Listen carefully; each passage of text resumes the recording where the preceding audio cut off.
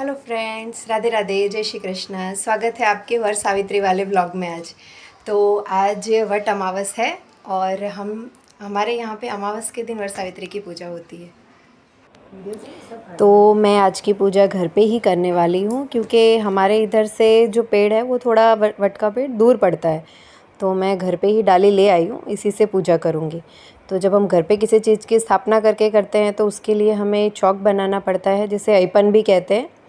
तो बस मैं उसी की तैयारी कर रही हूँ। पहले मैं वो करूँगी, उसके बाद जो मेरा ये गमला तैयार किया है उसको रखूँगी। पर पेड़ के पास जाके करने में ज़्यादा अच्छा लगता है क्योंकि घर पे फिर हम अकेले पड़ जाते हैं, वहाँ पे काफ़ी लोग मिलते हैं, सबके साथ में पूजा करना बहुत ही अच्छा लगता है। अगले साल मैं मेरे मम्मी के घर गई थी तो वहाँ पे मैंने सबके साथ मिलके ही किया था। तो बस मैंने पूजा स्टार्ट कर दी है। सबके इधर अलग अलग पूजा होती है। हमारे इधर जिस तरह से पूजा होती है मैं उसी तरह से करती हूँ। मैं ज़्यादा किसी का देख के अपनाना वो वैसा काम नहीं करती हूँ क्योंकि हमारे इधर जो चीज़ हो रही है हम वही कर ले, आज के टाइम में वही बहुत होता है। तो बस मैंने पूजा करनी स्टार्ट।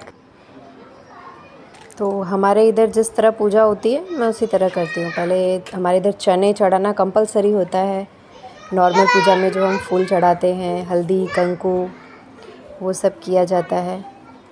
और हमारे इधर मीठे में है गुलगुले जो होते हैं वो बनाई जाती है, उसे बरगदाई कहते हैं।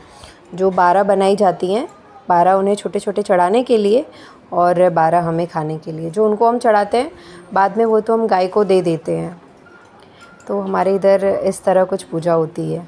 जिस तरह मुझे मेरी सास ने बताया है मैं उस तरह करती हूँ। मैं दूसरे के बताए हुए में ज़्यादा नहीं अपनाती हूँ क्योंकि जो हमारा है वही करना सही है।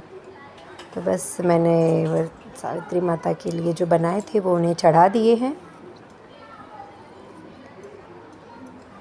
और उसके बाद वर सावित्री है तो जो श्रृंगार हम करते हैं तो उन्हें भी श्रृंगार चढ़ाना होता है।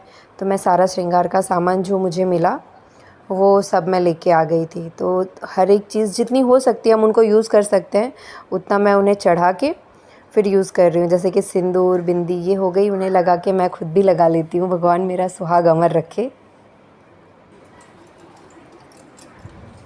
हर सुहागन जब पूजा करती है ना, उसका बस यही होता है कि जिस तरह माँ मैं सुहागन आपकी पूजा कर रही हूँ, बस इस तरह हमेशा मुझे सुहागन ही रखना। तो इस तरह मैंने अपना जो भी श्रृंगार का सामान था वो उन्हें चढ़ा दिया है। तो बस श्रृंगार चढ़ाने के बाद इस बार तो मेरे हस्बैंड है नहीं, वो करवा चौथ में तो आ जाते हैं पर वर सावित्री में तो पिछले 5 साल हो गए अभी तक आए ही नहीं, छुट्टी ही नहीं मिली उन्हें। इस बार भी यही हाल है। पर इस बार मेरे हस्बैंड मुझे पहले ही वर सावित्री का गिफ्ट दे के गए। श्रृंगार चढ़ाने के बाद हम उसको जो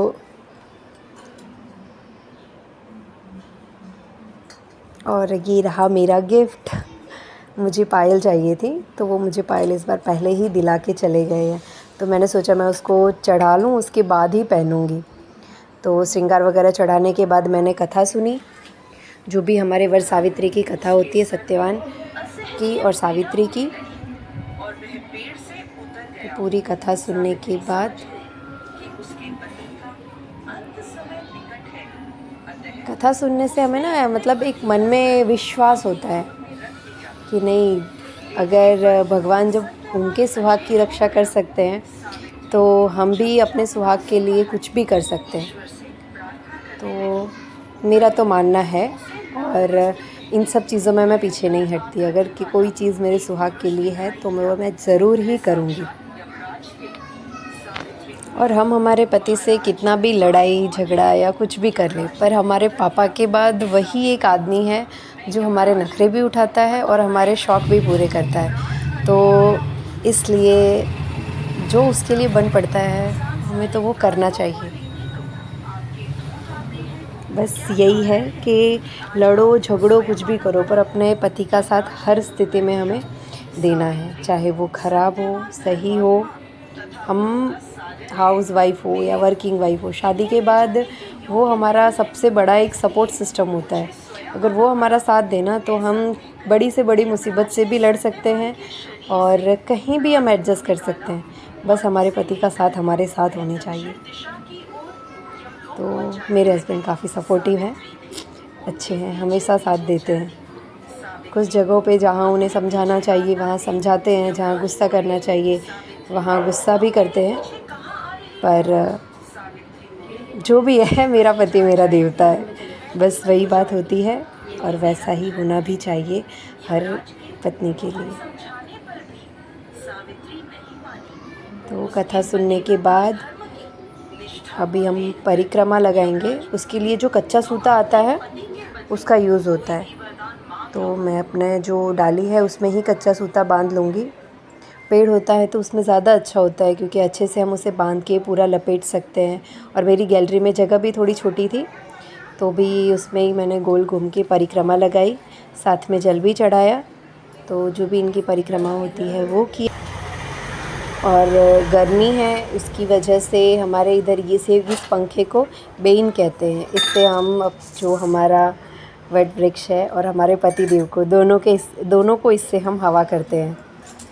ये भी एक नियम है, जब पूरी पूजा हो जाती है उसके बाद वट वृक्ष हम गले लगते हैं। इस तरह पूजा ख़त्म हो गई।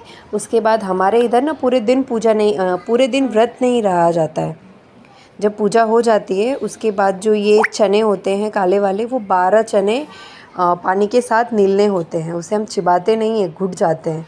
और सबसे बड़ा अग्नि परीक्षा यही होता है क्योंकि वो जल्दी निगल ही नहीं पाते हैं। पर जो भी हो, जब मन में विश्वास होता है ना तो सब कुछ हो जाता है। तो इस तरह मेरी वर सावित्री की पूजा हुई आज की। और लास्ट में जो हम पीला वाला धागा होता है ना, उससे 7 दाग दे के एक मंगलसूत्र जैसा बनाते हैं, जो एक उन्हें चढ़ाते हैं और एक हम पहनते हैं। तो जब हस्बैंड होते हैं तो वही मुझे पहनाते हैं। तो इस तरह मेरा वर सावित्री का पूजा पूरा हुआ। आपको कैसा लगा मेरा व्लॉग कमेंट में बताना। राधे राधे, जय श्री कृष्णा।